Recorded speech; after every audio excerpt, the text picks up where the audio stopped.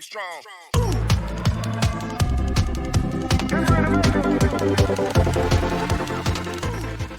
He transforms his sword into a skateboard, utilizes mana blast power, and jumps into the sea. On the other side, people in the castle declare that the cannons are ready and fire. They attack the Gigatitan, and a soldier remarks that it did not even flinch. The Gigatitan's body breaks from the side, and it advances to attack them, destroying everything in its path. It resolves to kill the mermaid, prompting people to start running to save their lives. A man falls down while running, and the Gigatitan moves its leg to attack him. Javier employs his sword with a mana blast and attacks the Gigatitan, wondering if his mana blast slice will bounce off. He falls but quickly moves again, evading the Gigatitan's counterattack. The Gigatitan attempts to attack Javier, but he swiftly moves back to save himself. As it moves to attack again, Javier thinks he can't dodge this and falls back. The Gigatitan moves its horn to attack Javier, who thinks he has tied it up, and this is enough. He acknowledges that he knows he will never beat this kind of monster, and he may even die here, but he refuses to die before ensuring the safety of the people. Meanwhile, Lloyd Frontera attempts to row the table boat and remarks that it's not like he is some overpowered character. Even if he has RP, it's all construction related, and there's nothing he can do. He questions what he could do even if he went back there, stating that he is human too, and it breaks his heart when the city gets destroyed and people get hurt. He emphasizes that it's not like there's anything he can do. He contemplates that if he runs away like this, the city will be destroyed, and if he leaves it to be destroyed, their construction fee payments will be delayed. Lloyd Frontera instructs Bangol to head back, acknowledging that their construction fee payments will be delayed. Bangol uses the volcanic blast, becomes bigger, and moves toward the city with Lloyd Frontera on his back. Lloyd Frontera curses, saying he is dead meat, the damn oversized lobster. Meanwhile, Javier attempts to fight back against the Gigatitan. He jumps, uses Mana Blast, and thinks it's still an animal after all, so its weak spot must be its eyes. He pushes the sword into its eyes, and just then, Hamang arrives and attacks it. The Gigatitan throws Hamang back, and he falls on Lloyd Frontera's head. Lloyd Frontera asks how dare he mess with his cash flow. Javier moves to attack, thinking that now is his chance. He attacks with fire, but it has no effect, making him believe it's impossible. He can't get through here either. He struggles to find anywhere to attack it properly, realizing he thought he could win initially, but now he doesn't see a way yet. Wondering why he feels so calm, he attributes it to Master Lloyd's return, interpreting his return as a sign that there is a way to beat it. The scene shifts to 2.5 minutes earlier, with Lloyd Frontera riding on Pipodong's back, instructing not to get too close and to take them around so it can't detect them. They reach near the Gigatitan, and Lloyd Frontera thinks he needs to find its weak spot. Javier continues to attack it repeatedly, and Lloyd Frontera observes him, realizing that Javier's Mana Blast is having absolutely no effect. He wonders how it is so strong and what it is made of. He contemplates what it is made of and thinks that's it. He wonders if it is possible to survey it. He uses his skill, detects its weak spot, and thinks it's nice that even living things are made out of something. After all, they can be surveyed. He analyzes that it's a mixture of dentin and chitin, a whopping 1 meter thick. At the molecular level, it's a triple-layer honeycomb structure tightly woven together, forming a state-of-the-art armor. Javier moves to attack, and it blasts. He wonders what that is, realizing that the energy from Javier's attack migrates to a single spot. He figures out that the energy collects in its hollow horn and is then released. Determining that the first thing they need to do is cut off that horn, the system notifies simulation mode. Lloyd Frontera detects its body and identifies a spot where there's a water sac for its hydraulic claw. If they strike that area in this direction with a Mana Blast, they can destroy that thing. Javier asks what they should do. Lloyd Frontera makes gestures with his hands to indicate a slicing motion. Javier questions if he has lost all control of himself. Lloyd Frontera continues making gestures with his hands and instructs it to cut off its horn. Javier jumps from there and falls on it, thinking that even if he cuts off its horn, it won't be fatal, but Master Lloyd Frontera would never say anything he could not stand behind. He moves to attack, and Lloyd Frontera mentions that even though the horn is hollow, cutting it won't be easy. Mana circles are not all about hitting hard. Javier asks what he should do. Lloyd Frontera advises him to do it fast, even if it's weaker, emphasizing a lightning-quick approach. Javier attacks, remarking that it is easier said than done. He cuts the Gigatitan using his magic, and a huge light emanates from it. Lloyd Frontera thinks it's working, describing it as a high-frequency mana chainsaw. It was just a theory, but he knew Javier could pull it off. The Gigatitan screams, and Javier attempts to cut its horn. Lloyd Frontera orders Peepodong to attack, and Peepodong goes after the Gigatitan. Javier successfully cuts its horn.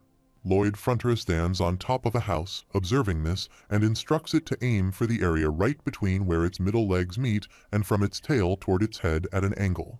He mentions that their construction repayment won't be delayed if Javier gets in a mana blast from that direction. Javier approaches its leg to attack, but the Gigatitan counterattacks, throwing his sword away. Lloyd Frontera is shocked upon seeing this. Javier contemplates his impending doom and finds himself between Peepodong and the Gigatitan. Suddenly, Peepodong arrives, swiftly grabbing Javier and pulling him away. Lloyd Frontera excitedly praises Peepodong's intervention, and Javier apologizes to Master Peepodong, assuming he might be scolding him for his reckless behavior as he retrieves his sword from the ground. Javier gazes at the Gigatitan, expressing his determination to stay alive until they defeat it and trusting Master Lloyd's plans. Meanwhile, Lloyd Frontera reflects on the successful survey leading to the formulation of Plan D. Implementing the plan has been challenging due to the Gigatitan being faster than expected. Still, he believes they must persevere with Plan D until the end. He sees it as the only way to defeat the Gigatitan once and for all, combining elements of both Plan A and Plan D. Meanwhile, Lloyd Frontera calls Peepodong, who swiftly runs toward him. Lloyd jumps on Peepodong's back and instructs him to take him to the place he mentioned earlier. Addressing Javier, he emphasizes that the Gigatitan currently sees him as the biggest threat, and he needs to lure it along the east coast and into the woods. Javier agrees and starts running. Lloyd believes he has bought them enough time and trusts Count Cremo should have finished whatever task they assigned him. He thinks Count Cremo can handle it. The scene shifts 15 minutes earlier, where Count Cremo stands in his place and observes the Gigatitan emerging from the river. He expresses disbelief, questioning how something like this could happen. His subordinate apologizes, suggesting that if only he had detected it sooner. Count Cremo refuses to blame him, stating it's not his fault. He acknowledges his complacency and blames himself for believing that he could drive out the beast with a statue, looking at the broken statue. His subordinate asserts that no, the statue will indeed repel it, and he inquires Lloyd Frontera if he is safe while riding on Bengal. Frontera responds that the monster has come ashore to finish off the statue without a doubt. They plan to capitalize on its obsession with the statue. He mentions that Javier and he will buy some time, and he states that meanwhile he needs to go. Javier rushes to attack Gigatitan repeatedly, gasping for breath, realizing he is reaching his limit.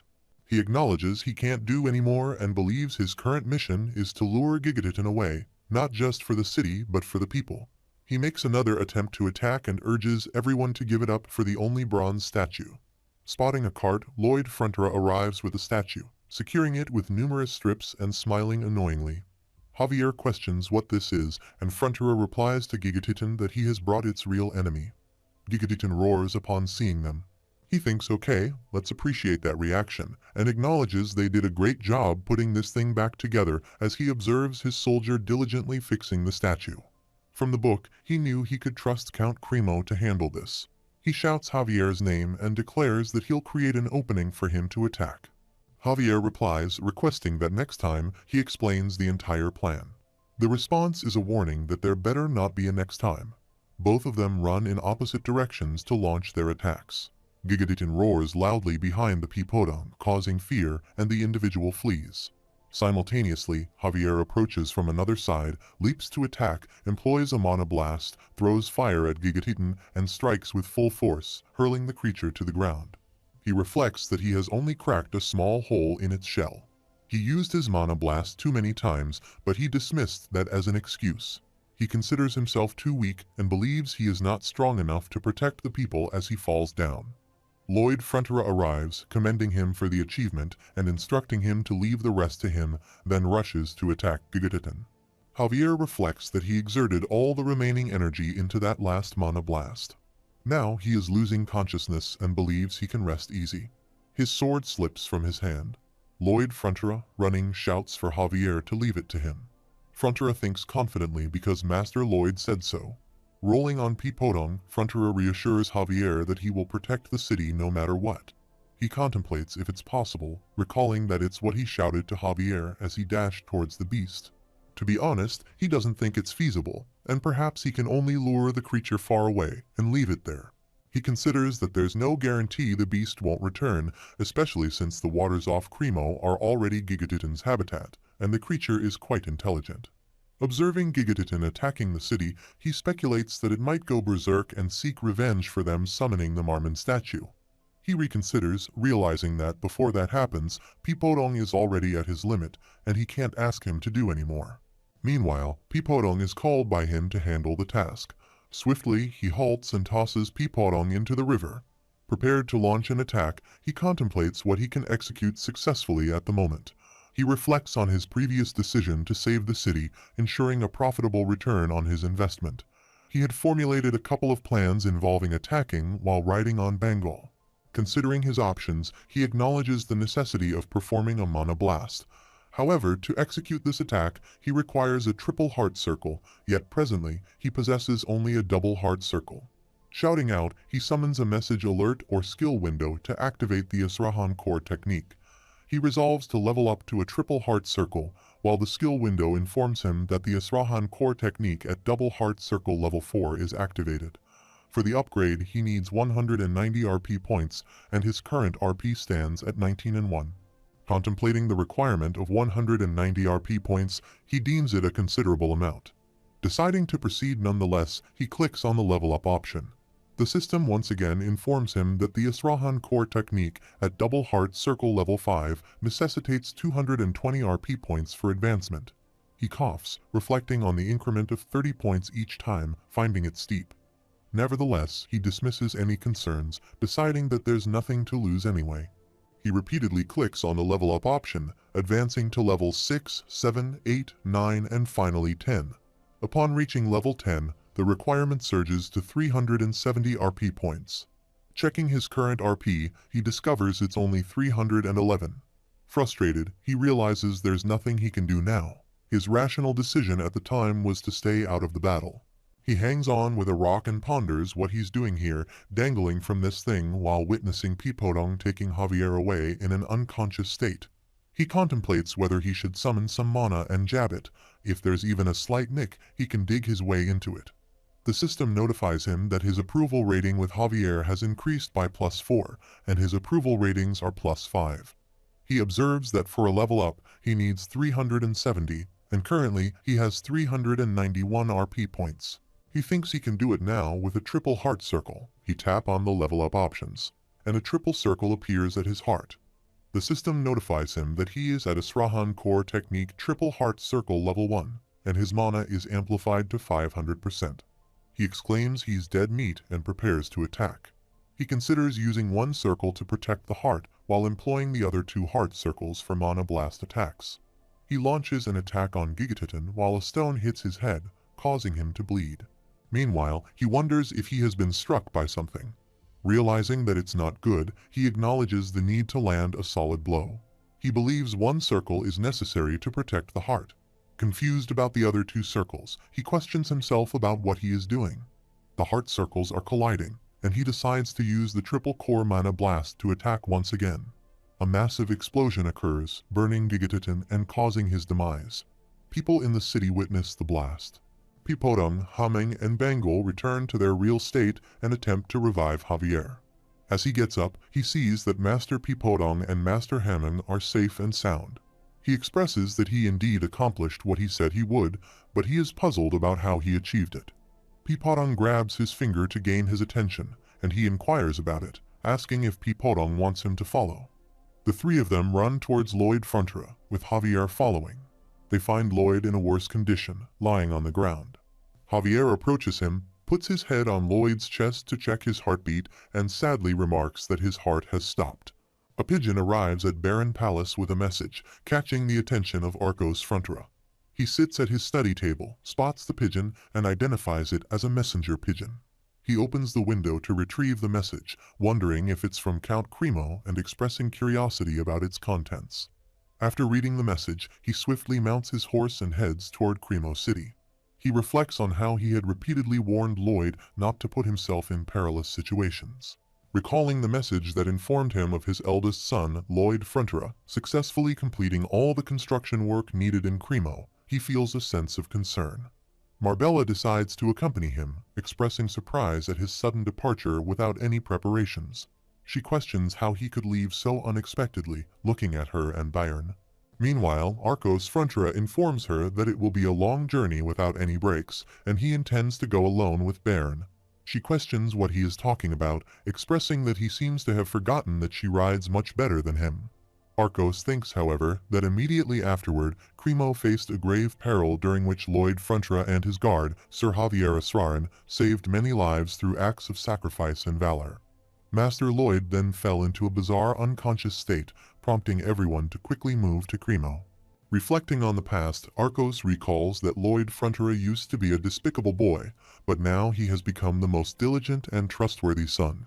He believes he is sending this correspondence as a duty to inform him of the situation promptly and looks forward to meeting the parents of such a great young man soon. He recalls that Lloyd Frontera said he had come seeking his lord's permission, reassuring them not to fear as it can be done. He would like to express his gratitude to his lord for his wise judgment. Arcos wonders if he is truly his son. Meanwhile, a giant monster blocks their way and growls. They all gaze at it, and Baron dismounts from his horse, drawing his sword. He declares that since they have chosen the shortcut, they must confront the monster head-on. Baron offers to buy them some time, instructing them to go around the creature and head toward Cremo.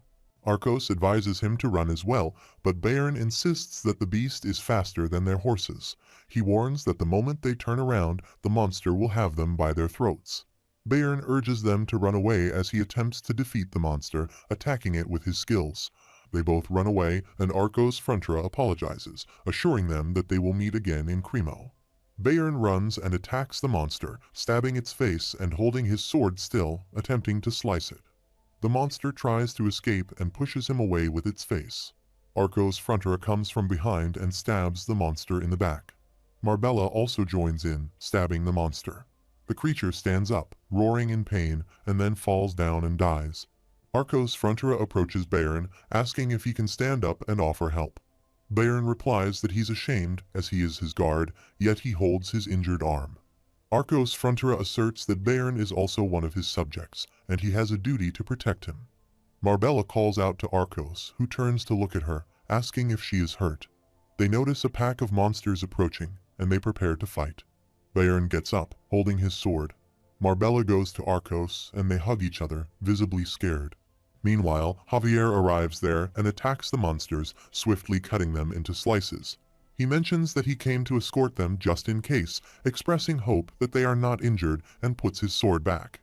Baron looks at him and reflects that he already knew Javier's swordsmanship and Mana's abilities were far beyond his own. However, they were not at this level prior to his departure for Cremo, leaving him puzzled about how Javier could have improved this much.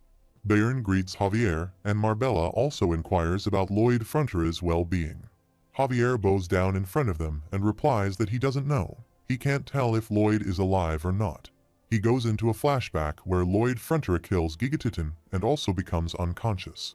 Javier comes closer to him while Pipodong, Hameng, and Bangle try to wake Lloyd up. Javier thinks that if he leaves them now, their estate, his newly found home, would be lost. He grabs Lloyd's hand and tries to check his pulse. After a few minutes, he thinks there is a pulse, but his heart has definitely stopped. It's faint, but he's breathing, and Javier wonders how this can be happening. He puts his hand on Lloyd's chest, realizing that it's a triple heart circle. They are all spinning around at an unbelievable speed, and he can't judge the condition of Lloyd's heart due to the magnetic field. The strong mana rotations are keeping Lloyd alive in the place of his heart. Javier concludes that a triple core mana blast is responsible for how Gigatitan came to be that way and acknowledges that Master Lloyd is truly strong. The scene shifts to the city where people are once again repairing their houses. Baron, Arcos Frontera, and Marbella arrive with Javier, and they look around. Javier informs them that the young master is at the Count's manor, and a doctor is tending to him, but his condition has not improved. Arcos Frontera expresses how terrible it is to think that it was just him and Lloyd fighting against the monster. Javier refuses to take credit, stating that he was merely the sword that Master Lloyd was wielding, and that it was Master Lloyd's strength that vanquished the monster. Marbella wonders where Lloyd is and how their son has that sort of power. A person asks if they are all heading to the Count's manor too. Another person responds affirmatively, saying that they can't do much, but it is the least they can do for him and Lloyd Frontera. If not for Lloyd, he would have frozen to death by now, even as he was rushing towards the Gigaton. He mentions that he doesn't know how many people he saved. Another person adds that he thought he was doomed to die buried beneath all that rubble and had given up, awaiting death. On the other side, Lloyd Frontera instructs Bangul to eat up that debris and make sure not to hurt anyone while riding on Pipadong. He spots a soldier under a broken house. Marbella notes that the embers must have spread from fireplaces because of the statue fragments. A lady approaches her and mentions that if left alone, this whole area would have been engulfed in flames. She recalls seeing the giant hippopotamus that appeared during construction, spewing out water and extinguishing the fire. The lady adds that she saw it as well. That's the summons called forth by the man named Lloyd. She emphasizes that right now in the city, who knows how many people owe him their lives. After a while, the whole city gathers in front of the palace, and they all pray that their parents, kids, wives, and everyone's savior will open their eyes. The town pot stirrer shouts, questioning if all of them have lost their senses. He asserts that if only that man had not made a platform for that statue, none of this would have happened. Ultimately, it's all his fault. Everyone looks at him surprisingly. They think the town pot stirrer appears and gets upset when left out, and the public becomes agitated. People start gossiping and beating him. They think he is swiftly suppressed. On the other side, a flash appears in Lloyd's heart, and the system notifies him that his courage and sacrifice have deeply moved the people of Cremo. He will receive an enormous reward for this achievement and shows another option to click here for more details. Lloyd Frontera opens his eyes, gets up, and says his head really hurts. He remembers using the triple core mana blast like a fool and asks if he is alive right now. The system notifies him that probably if he were dead, he wouldn't even be able to have a dream. He asks if his heart shouldn't have exploded, and the system again notifies him that he will find that out soon enough. It emphasizes that there is something much more important to check on right now. He agrees, and Javier enters his room. He tells Javier that he's just the man he wanted to see and asks when they said they would pay them for the construction. Javier replies that it seems he is in good health now.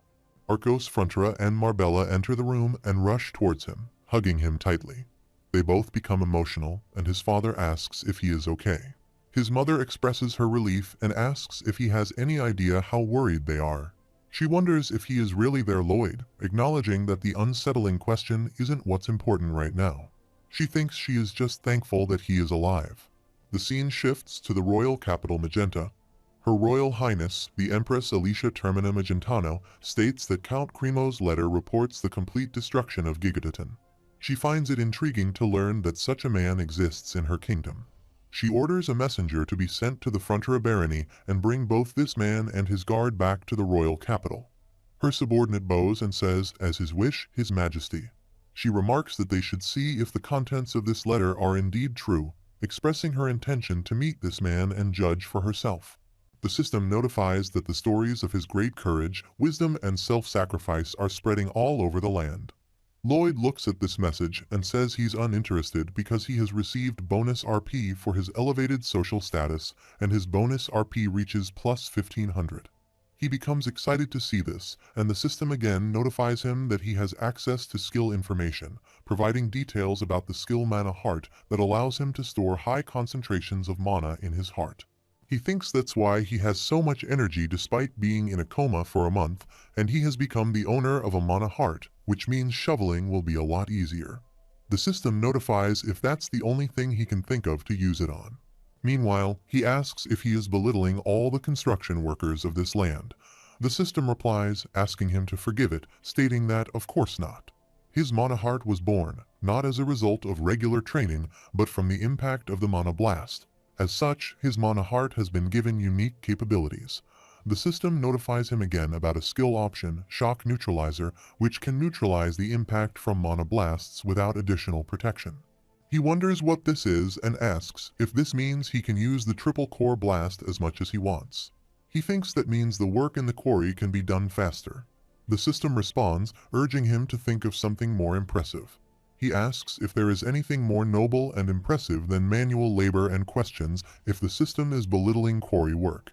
He thinks that the mana heart needs to be protected from the impact of the mana blast because it acts like an ammunition dump. Using a mana blast is like setting off an explosion next to one of those powder kegs. It is literally a death trap if he doesn't protect it. But at that moment, he didn't have a mana heart. That's why he didn't die. He thinks the shock from the blast filled his heart, and as it was working to keep him alive, it condensed and turned into a mana heart. He thinks he neglected his mana heart training, thinking it was a better use of his time to do more manual labor. He guesses it pays to be lazy sometimes. Count Cremo arrives and says to forgive him for keeping him waiting. He suggests they depart right away, and he confirms. They both sit in a horse cart and move away. He remarks on the buildings and streets, wondering how much it would cost to repair them. Count Cremo replies that it's hard to tell, but he imagines it's well over a month's worth of a city's budget. He adds that if the Gigatitan hadn't been knocked down, he bets it would have been another half a year's worth. Count Cremo asks what he is trying to tell him, and he replies that compared to half a year's budget, what he's getting for this construction project must be like small change, that's all. He laughs and says, his goodness, who would have known? He goes on to say that to think that this tragedy was the result of some statue made to drive the Gigatitan away. Regardless of whose plan it was, he can't say it was anyone's fault. Really, it was Mother Nature. Either way, a few people did have to risk their lives, but everything worked out very well in the end, and he laughed. He mentions that he knows. He did happen to hear something from his attendants. He heard that his lordship offers financial compensation to anyone who works for the public interest of the city, regardless of who they are, without fail. He adds that he was rather curious, wondering how much of a benefit to public interest would lead to 1 5 times. Count Cremo asks if that will do, and he replies that he does apologize. It seems he has caused a misunderstanding, and he wasn't asking for more money, but anyway, he finally gets it. He says to him, his citizens' lives are worth 1 5 times his construction fees. Count Cremo sits quietly and listens to him, saying 2-fold then 3-fold. He reaches to him and smiles. He says he's in awe of his bold generosity, and he will consider this special compensation and put it to good use on himself. He shakes hands with Count Cremo. Count Cremo agrees and says of course. He thinks this is strange, so very strange, he has most definitely been extorted by him. Baron Frontera reflects, yet he doesn't harbor any hatred, pondering why such animosity doesn't exist. Observing the carriage, a person remarks that Count Cremo's carriage, and excitement sweeps over them, exclaiming Master Lloyd has arrived, 3 cheers for him, hooray. Glancing out of the window, he contemplates his past insignificance in Korea and feels the immense pressure of the present situation. Count Cremo informs him that they have arranged a podium with a magic crystal ball for amplification, and the people eagerly await to hear what he has to say. Lloyd acknowledges, of course, while thinking that the true heroes are those who overcame the tragedy, and a speech emphasizing this would suffice. He adds it's not like he's making money off this. Baron Frontera arrives at the stage amid people shouting slogans with his name. Despite the crowd's enthusiasm, he remains uninterested, wondering about the magnitude of the gathering as he places his hand on the magical ball. Contemplating the potential financial gain from each person present, he addresses the citizens of Cremo, asking if they have ever heard of Ondal flooring. Tapping his head, he notes their unfamiliarity and points out an elderly man with stiff joints enduring freezing winter cold and a worried mother fearing her child catching a cold. He questions how much time they have wasted struggling with their inefficient fireplaces, exclaiming 1 hour and 2 hours. If they've lived 50 years, that would be 15 wasted in front of a fire. Asserting that if they consider this excessive, he urges them to remember Ondal flooring, all while Count Cremo laughs. He states that it will improve their lives by this much, gesturing with his hand and then widening it further, emphasizing the substantial impact. He adds for more information, please visit the Baron's Manor location in the Frontera barony. That is all before walking away. Count Cremo observes him and reflects on why he doesn't harbor any hatred towards him. He realizes it's because the man is meticulous in seeking every penny of profit, persistent yet reasonable, and accomplishes what needs to be done. Considering his qualities, Count Cremo thinks that instead of harboring resentment, he wants a man of such caliber by his side. A man of his skills being stuck in a remote village is seen as a loss to the kingdom. Lloyd contemplates his soon-to-be golden goose, the Frontera estate, and its most senior knight, Sir Baron. While acknowledging Baron's honesty, integrity, and sincerity, he notes that as a knight, Baron's skills are only average, perhaps slightly below average. Lloyd finds this to be a pity as he looks at him. Baron informs Lloyd that all the plans for the migration are in place, presenting him with the documents containing lists of names and details on land allocation. He further addresses the farm owners' complaints about the labor shortage, revealing his decision to send in the orcs to bolster the workforce at the mine. Baron mentions that they have also signed a large-scale on-doll agreement with a neighboring estate, offering a 30% discount and leaving their net profit margin at only 10%. Despite this, when factoring in the sale of the coal afterward, their final profits are expected to exceed 50%. Meanwhile, he proceeds to discuss water pipe insulation and repairs. Lloyd Frontera interrupts, asking if he managed to complete all that in the time he was away. The response is that he was simply following orders. He was instructed to take care of the rest. A soldier arrives, seeking an update, informing them that the interior work in the last on-doll project is complete and awaiting inspection. Baron acknowledges, stating that he'll be there in 30 minutes.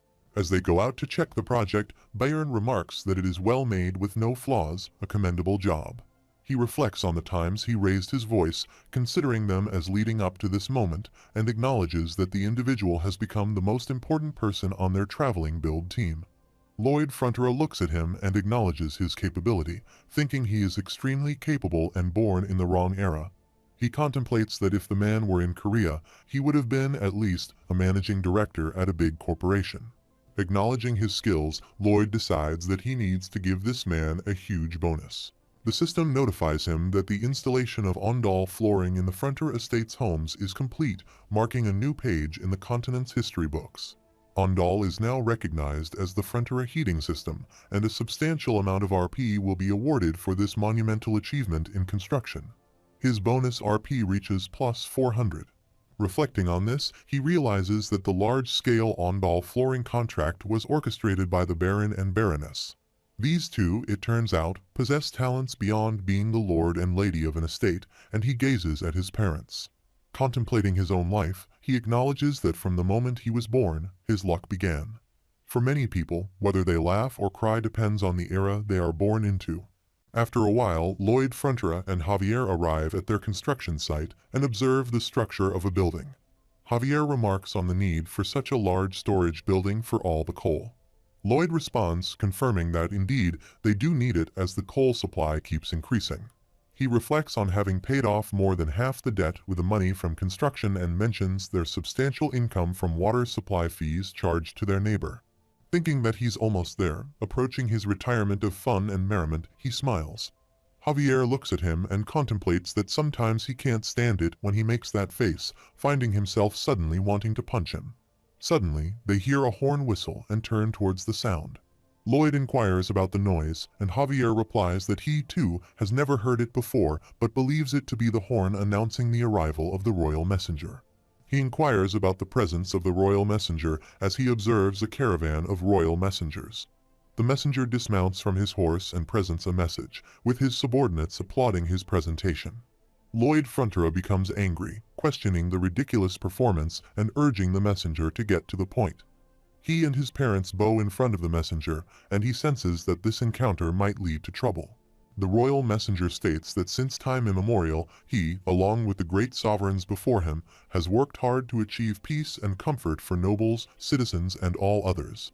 Lloyd thinks about the events in Cremo, wondering if that is the reason for the messenger's visit. The royal messenger clarifies that not only is it about Cremo, but they are also relieved to hear of their people's safety. It is his responsibility to report to the royals. Additionally, for these reasons, he will personally greet the two valiant heroes who defeated the Gigatitan and praise them for their achievement. The system notifies that favor with the Baron has increased by 9, and he has received 90 RP points. Arcos Frontera becomes emotional, stating this is an honor, His Majesty, and commends his son for a good job. However, he becomes irritated, thinking that while he appreciates the RP points, this situation is not ideal. Reflecting on his past experiences in the army, he realizes the importance of doing just enough to avoid problems and never doing more than necessary. He recalls breaking that rule once. In another scenario, Major asks Corporal Kim, who is a civil engineering major, to construct a sauna in a particular spot. Corporal Kim responds by stating that civil engineering isn't about being a builder. The major then questions whether he is refusing to do the task. Corporal Kim declines to refuse and asserts that he will do it. Meanwhile, Corporal Kim sits at his study table, reading a book, and reflects on the fatal mistake he made. He thinks he researched too hard and ended up building something that was way too perfect. The scene shifts to the National Defense Sauna, where a soldier approaches and asks if Corporal Kim, who looks pretty brainy, could build a nice little cottage for them. The soldier questions why the village levee broke and criticizes the flimsiness of the barrack. He mentions that the mountain is ruining the beautiful view and instructs someone to fetch Corporal Kim. Observing the situation, the royal messenger thinks that once Her Royal Highness is involved, the sweet life of the country noble will come to an end. The royal messenger declares that Lord Frontera and his guard are hereby ordered to travel immediately to the royal capital. Lord Frontera reflects that he should have just constructed the sea platform and ended it there. The cursed lobster has put a curse on him. He contemplates the consequences, thinking that once he's on her radar, she'll call on him for the rest of his life. Considering whether he should pretend to be an idiot, he concludes that it's dangerous. If she takes offense, he might lose his head. Sitting in his carriage with Javier beside him, Javier observes Lloyd and remarks that he has the face of a man who is about to be executed. Lloyd acknowledges Javier's sharp eye. Javier adds that it's unexpected since the Master Lloyd he knows would usually be excited to meet Her Royal Highness. Javier wonders how much he can weasel out of her. Lloyd contemplates that he knows things about this world, Her Highness Magentano's personality, her future, and the state of the capital. If he can take advantage of all that, there has to be a way. He acknowledges that Javier is correct, and they decide to seize the opportunity to make the most of the royal palace. After some time, they arrive at the royal palace and kneel, greeting Her Highness. Alicia Termina Magentano addresses Lord Frontera and Javier Esrahan. He may lift his gaze, and they both raise their heads. He is impressed, thinking he almost had a heart attack. Her charisma is overwhelming. He declares all hail their majesty, the queen. He, Lord Frontera, has come to salute Her Majesty, the rightful ruler of these lands. She inquires if it is him, and from his auras, the man beside him seems noble. She addresses Sir Javier Esrahan and asks if he said so. She senses a mana flow from him that she has never seen before. She remarks that he seems like a worthy sparring partner for her. Javier replies, asking for forgiveness on behalf of His Majesty, stating he is merely a nameless knight. Meanwhile, Lord Frontera thinks she can tell Javier is special just by looking at him and realizes that she is one of the only two sword masters in the kingdom. Clumsy flattery won't work on her. Alicia Termina Magentano mentions that she has heard of his deeds from Count C. As such, he has his appreciation for the courage and selflessness he displayed. However, she doesn't judge a man merely based on another's recommendation. She trusts based on another's recommendation and only trusts what she has seen for herself. Lord Frontera thinks, confirming his expectations, while she reiterates Lord Frontera's name and declares that she will put his skills to the test. He thinks this is the pinnacle, the highest opportunity, nothing less than a chance to win a contract with Her Majesty. In the current state of affairs, she then asks him what construction project he believes is the most urgently needed in Magenta, the royal capital. He thinks she's starting things off with a quiz, contemplating the most necessary construction project, confident that he knows this as he is familiar with the book's entire plot. She contemplates whether he truly is a capable man, expecting him to have noticed the condition of the royal palace the moment he saw it. If he fails to catch that, she decides she will not acknowledge him. Both of them agree that the most urgent construction project in Magenta is the repair of the crumbling palace. He suggests placing a new bridge over the Magna River, which runs through the capital, but he thinks she might not be completely satisfied with his response. He believes it wasn't the answer she expected, but given her personality, the test won't end there. He acknowledges that she holds the highest authority and absolute power, being tolerant, fair, and willing to listen to all regardless of class or rank. When she asks for his reason, he responds by stating that others may have a different opinion and may argue that repairing the royal palace is the most urgent matter at the moment. He explains that a very long time ago, a badly tempered dragon took off with the palace's tower on 2 separate occasions. To prevent it from happening a third time, the entire structure was widened and flattened into its current shape. He continues, stating that the magenta castle they see today was built in this weighty manner due to fears that the whole structure could be lifted up. Consequently, he believes that the weight of the structure pressing down on the ground and its pillars is causing it to slowly crumble. However, he adds that the repairs would only be necessary at a much later date. Therefore, he concludes that it can't be seen as urgent. She looks at him and thinks what an impudent man. He knows what she is thinking, yet he gives her a different answer. He reflects on the fact that she knows that he gave her a different answer, even though he knew the answer she was thinking of. She reflects that she sees he knows that he gave a different answer, even though he knew the answer she was thinking of. He laughs and thinks he knows that she knows that he gave her a different answer, even though he knew the answer he was thinking of. The system notifies him to stop with the nonsense. She wonders if he's toying with her and states that she would never beg for a contract for construction fees. He mentions that the current bridge across the Majna River Arcos has been rebuilt 12 times already.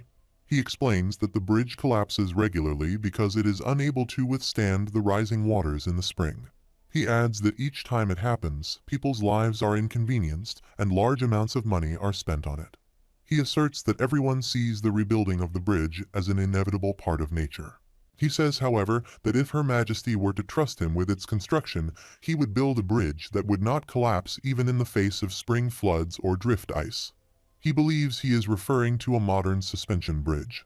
She thinks he even criticizes her decisions and wonders why this arrogant and insolent man, the more she speaks with him, the more she seems to like him.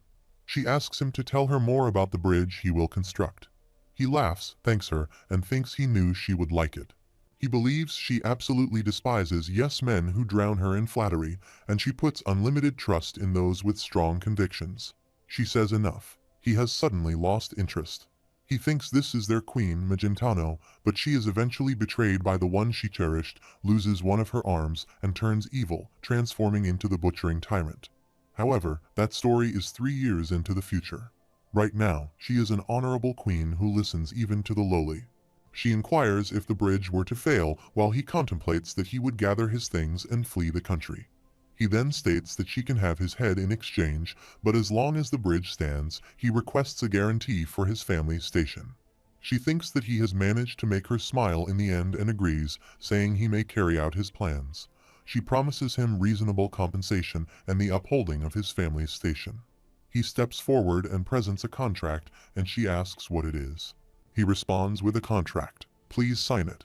She questions whether he is implying that he doesn't trust his word and thinks he has prepared a contract.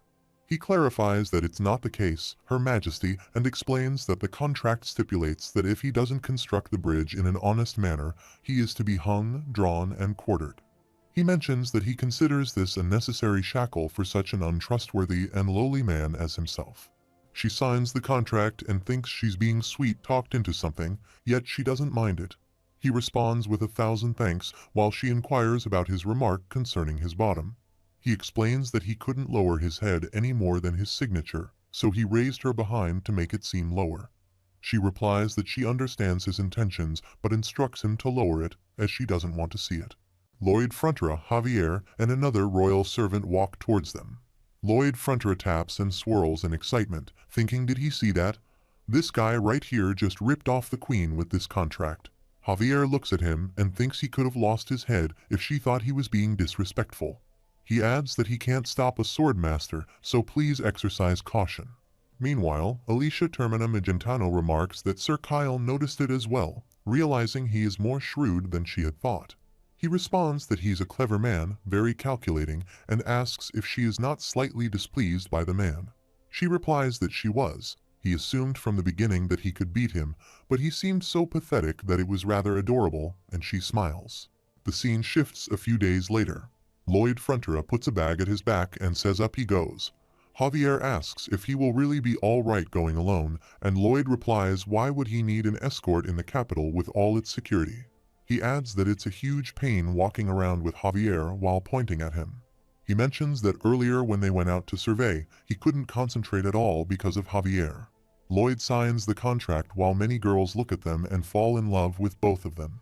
Javier requests please tell Master Julian that he's doing well. The reply comes, yeah, sure thing. The speaker thinks Julian Frontera is Lloyd's little brother studying at the Royal Academy. Before they left for the capital, the Baroness prepared heaps of winter clothes and blankets. Reflecting on this, he thinks she asked him to take them to Julian, feeling emotional as it reminds him of what happens to him in the book. He recalls that around this time in the story, the Baron loses everything and is unable to pay the tuition, getting kicked out of the dorms, and eventually dying wandering around at night, killed by a thief. However, he reassures himself that such an unfortunate fate won't happen now, as he's pretty amazing at saving lives. He looks up at the palace and says, well then, time to go see his little brother, realizing he doesn't even know what he looks like. Lloyd Frontera arrives at the Magentano Royal Academy and encounters his brother Julian, who asks what the hell. Lloyd's brother questions what he is doing there. As Lloyd looks at him, he thinks he remembers Julian and Javier being the same age, but Julian is just so small. Julian, in turn, thinks look at that face staring at his own brother like that. Lloyd must have been a piece of work. Lloyd thinks that as long as he's not too nice to Julian and acts like he has turned over a new leaf, maybe he won't be too suspicious. He hands over the bag and says, here, it's from Mother. Julian tries to hold the bag and thinks that Lloyd didn't call him a derogatory term, and on top of that, he came all this way because their mother asked him to. The system notifies Lloyd with a warning message that he is considered suspicious due to his uncharacteristic kindness. Lloyd wonders what he did just now that was nice, finding dealing with this Lloyd guy to be so exhausting. Meanwhile, he turns and says all right. Later, he refers to his brother as a little troublemaker, while his brother thinks he has left without confronting him. What's wrong with him? The system notifies him that his suspicions are multiplying, considering his humane behavior. He even recalls calling his brother a little troublemaker. What does he need to do? Hit him in the head? He remembers that his mother asked if he thinks he could have lunch with Julian and considers how lonely Julian must be. He asks what he means and states that he's going to buy Julian lunch. His brother questions why he would do that, and he replies that it's because their mother asked him to. They both go to the cafeteria, and Julian Frontera looks at the menu while Lloyd Frontera thinks it's awkward. Julian says he'll have the basic set, and Lloyd cuts in, suggesting he get something expensive, as he probably doesn't get to indulge like this often. Julian peruses the menu and realizes he forgot to call him a little troublemaker. Later, he articulates it and mentions that he'll go for the special set D. He wonders why he's acting so normal. In the past, he used to curse so much, and he would retaliate even if Julian merely looked at him. He signals the waiter and orders 2 special set DS. The waiter observes that they seem like visitors from out of town and inquires if they would like any wine. Julian declines, mentioning that he doesn't drink anymore. His brother thinks he stopped drinking, recalling that he used to be intoxicated 24 hours a day and caused all sorts of trouble. Reflecting on a recent event, he remembers someone from the palace coming to see him a few days ago. They informed him that the trading port of Cremo was attacked by a Gigatitan, and that Lloyd Frontera was the one who defeated it. He finds it hard to believe that the Lloyd Frontera he knows lacks the skills and mindset to accomplish something like that. He considers it to be either an unfounded rumor or someone falsely taking credit for Javier's accomplishments. At least, that's what he thought, but something felt strange. He seemed like a completely different person while they ate. Diego Lacona arrives, slapping Julian's head and questioning why someone like him is present. Julian apologizes, explaining that something came up today. Diego Lacona presses further, asking what kind of situation arose and questioning if Julian learned anything in his law class. He slaps him again. Diego Lacona inquires about the malleability of the law, wondering if one can break the rules just because they feel like it. He insists that the Baron's scum should dine where they can't be seen and asks why, questioning if it's because they offend people's eyes. Another student remarks that Julian's family is nothing, just because he's in a nice place like this. Someone else questions if Julian thinks he has become something now, labeling him an impoverished piece of trash and questioning what he even possesses on his estate. Julian responds affirmatively, stating that he has his filthy, mangy peasants. Lloyd Frontera reflects that what they call an academy seems to prioritize family status over academic achievements. It annoys him further that the son of a poor country baron ranks near the top of his class. He contemplates the consequences of helping him, realizing that life for him here will only become more challenging. Observing Julian's disapproving glances, he considers sitting still instead. Diego Lacona boasts about his family's royally recognized Lacanada-dyed cloth, stating that one must reach that level to dine there. Lloyd wonders if Diego is a viscount. The system notifies him that the computation for the calculation is complete. Curious, Lloyd Frontera asks about Diego's father's occupation. Diego Lacona declares himself to be the wise and merciful Viscount Lacona, questioning Lloyd Frontera about his connection to the trash present. He commands Lloyd to stop polluting the place and leave, but Lloyd retaliates by slapping him, throwing him away, and making him swirl on the ground. Lloyd believes the attack, Mana Bitch Slap, has a cooldown of 0 seconds, but the system notifies him that it's not a real thing. Another student confronts Lloyd, expressing outrage at interfering with a member of the elite union. Unfazed, Lloyd slaps him as well. A third student rises, claiming to be the second year's top dog, boasting about the mithril fists and threatening that today Lloyd is dead meat. Lloyd defeats him too. Another student questions the source of the disturbance and identifies the troublemakers as the Count's twin sons, known as the Black Dragon's double horns. The student concludes that the troublemaker doesn't stand a chance against their brilliant combined attack. Lloyd Frontera simultaneously slaps both of them and questions if they were the ones talking about some double horns earlier. They deny it, and Lloyd slaps them too. Two more students sit there, trembling, and one admits they didn't say anything but were giggling. Lloyd Frontera approaches their table and slaps both of them, causing their teeth to fly in the air. Diego Lacona stands up, berates Lloyd, tells him to die, and charges at him, asking how he liked being mana punched by a mana prodigy like himself. Lloyd Frontera reflects that he's dealing with Diego Lacona, aged 21, and senses regret in the young man's actions as he licks his blood. Lloyd thinks Diego shouldn't have thrown that punch. Lloyd Frontera seizes Diego Lacona, shakes him, throws him to the ground, and attempts to pull him back. Julian observes, thinking that Lloyd has completely lost it. He never really had it together, and this situation is even worse. Julian acknowledges that he was foolish for believing that Lloyd could be a normal, sane individual even for a moment. He realizes that the vice superintendent was just here, but is now gone. Lloyd Frontera pushes Diego against the wall, expressing his lack of understanding of the current situation and questioning why he's being assaulted. He rejects the notion of the wise and merciful Viscount Lacona, considering it nonsense, and remarking on the similarity between father and son. Diego Lacona verbally abuses Lloyd, particularly objecting to the mention of his father. Lloyd persists, questioning if Diego thinks bullying his classmates is acceptable, and he also verbally abuses him. Lloyd forcefully hits Diego's face against the wall repeatedly, asking if he wants him to explain why he behaves like an unpleasant person because there's no one around to instill some sense into him. Lloyd points towards his blood on the wall and asks, "What do they have here? Look at this. What does this look like?" He hits him against the wall again and declares it's gate number 666 to hell for a piece of utter garbage like him. Julian intervenes, grabbing Lloyd from behind and urging him to stop, telling him to knock it off, and questioning if he's trying to kill Diego.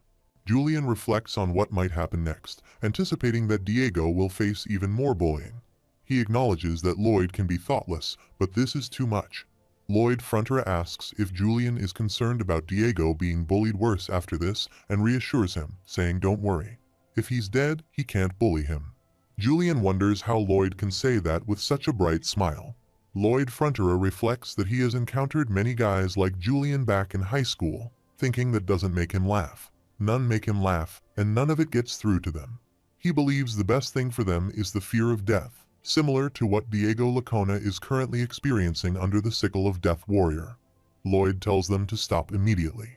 Corgidus arrives with a soldier, questioning the meaning of the ruckus in the Sacred Academy funded by Her Royal Highness, while Lloyd Frontera still holds onto Diego Lacona's hair. Julian worries that Lloyd is not only going to confront the Dean and the guards but also lose his head in the process, potentially facing beheading. Lloyd Frontera introduces himself, bowing, and states that he is the eldest son of Baron Frontera and the brother of the student Julian Frontera. He identifies himself as Lloyd Frontera. Julian Frontera wonders why Lloyd is suddenly so calm. It's as if he was anticipating this to happen. Lloyd Frontera offers an apology for causing such a commotion, stating that he was merely attempting to restore Her Majesty's honor. Corgidus dismisses the notion, questioning who dares to tarnish Her Majesty's name, and identifies the person as the son of the Lacona family. Corgidus accuses Lloyd of abusing his brother Julian and humiliating him. Lloyd Frontera stands in the back, insisting that Corgidus must have seen it happen.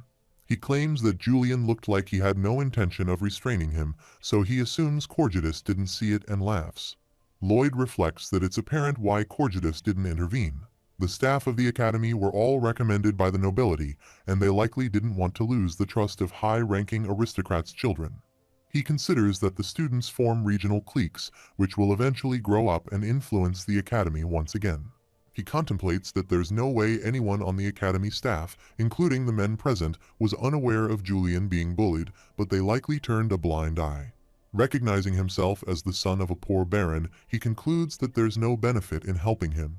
Corgidus questions the relevance of his background to Her Majesty. Lloyd Frontera argues that an insult to his brother is an insult to him. He takes out a mirror from his pocket and shows it to Corgidus. They all express surprise, and Corgidus realizes it's a royal guest specially invited by Her Majesty. They bow in front of him, exclaiming "All hail Her Royal Highness." Lloyd states that he believes they understand the situation and takes his leave, walking out. Corgidus thinks Lloyd is an imbecile and considers that the status of a royal guest is only temporary. They may punish Julian later while treating the beaten-up students better. Lloyd Frontera looks at them and smiles, while Corgidus wonders about the unsettling look, as if he's contemplating harm. Lloyd Frontera turns to his brother and asks what he's doing, urging him to come on. Julian agrees and follows him, inquiring about their destination. Lloyd responds that they are heading to the administrator's office. His brother questions why they are going there, and Lloyd asks what he means, questioning why he wouldn't. He explains that he's going to request a leave of absence for Julian. His brother, frustrated, exclaims how much more of his life he must screw up until Lloyd is satisfied, causing Lloyd to stop. Julian expresses concern that he's going to be bullied even more now because of Lloyd and accuses him of hindering his studies, asking why he is doing this to him. Lloyd Frontera responds that soon this place won't be very conducive for studying, and he suggests taking the opportunity to give his mind some rest and get his body in shape. His brother asks what he means by getting his body in shape, and Lloyd explains he has never heard the phrase "all the muscles." Construction work muscles are the best. The scene shifts to Magentano Palace, royal guests' quarters, where Javier advises Julian to trust Master Lloyd's plan, assuring him that it will turn out for the better. Julian retorts, expressing doubt as it involves Lloyd Frontera, whom he considers a brute, and he believes the plan will only get worse. Javier questions if Julian doesn't believe his words, reminding him of the plan to bring down the Gigaton in Cremo, claiming it was all Lloyd's plan, and he himself delivered the final blow. He explains that he has built roads, opened waterways, developed quarries and mines, and even formed bonds with wild orcs. He emphasizes that he has successfully paid off more than half of the Baron's extensive debts, all thanks to his skills and talents. He earnestly pleads for their trust, asserting that he is the savior of their estate. Lloyd Frontera stands outside the room, eavesdropping on their conversation, and rubs his nose. Julian expresses difficulty in trusting Lloyd, recalling him as a drunken hooligan and human trash. Javier adds that he was unintelligent, uncivilized, and a dirtbag beyond redemption. Julian questions whether someone can truly change like that. Javier denies the possibility, stating that he has convinced himself that it is impossible. According to him, Master Lloyd Frontera might be someone else disguising themselves. Julian Frontera inquires if Javier is suggesting that someone stole Lloyd's body through black magic or something similar. Javier responds that it could be a possibility, considering it's a theory he read in a book. To determine if there was a flow of mana forcing a foreign soul into the body, he secretly investigated the matter. Lloyd Frontera reflects that Javier did that while Julian asked if there was another soul. Javier denies feeling the presence of any unusual mana force and explains that the soul seemed to be naturally connected to the body. He urges them to forget what he just said, dismissing it as wild speculation. Julian agrees, but he notes that Lloyd suddenly changing like this is even more unexpected. Lloyd Frontera contemplates Javier's statement, considering him a silly devil. He thinks there's no way Javier doesn't sense his presence outside the door, and he wonders if Javier is trying to convey suspicion toward him. Before that, it was the first time Julian heard about their family's debts. Initially, he thought it was just him having a hard time with his studies. However, he realizes that Lloyd has been working all this time to pay off their debts, and surprisingly, Lloyd had the most comfortable life among them. Julian acknowledges that he should give Lloyd some credit for saving their estate. The system notifies Julian that his approval rating for Lloyd has increased by 2 points, and he has received 28 bonus RP, but his overall approval rating is still at -59. Lloyd Frontera considers Julian a key character in his RP fountain, and he accepts it. The system notifies that Julian is opening his heart up to Lloyd, but Lloyd is not touched by that. Lloyd thinks to himself, nope, he doesn't know, whatever, go away. Lloyd Frontera opens the door and enters, finding everything ready, so he suggests they go. Julian Frontera asks where they have to go, and Lloyd replies that he told him to train his body. Lloyd considers step 1 in manufacturing modern suspension bridge cables, involving spreading oil-based clay to make a 3 feet wide pizza dough base. The next step is to top the dough with all kinds of dirt and rocks to complete the pizza, and then Bangle eats that pizza. Lloyd thinks the subsequent steps involve expelling, rolling 120 strands together once the metal wire has cooled, and gathering and rolling the strands, with Peepodong assisting in the rolling process. Lloyd believes that everything is ready to manufacture the cables and concludes the tutorial.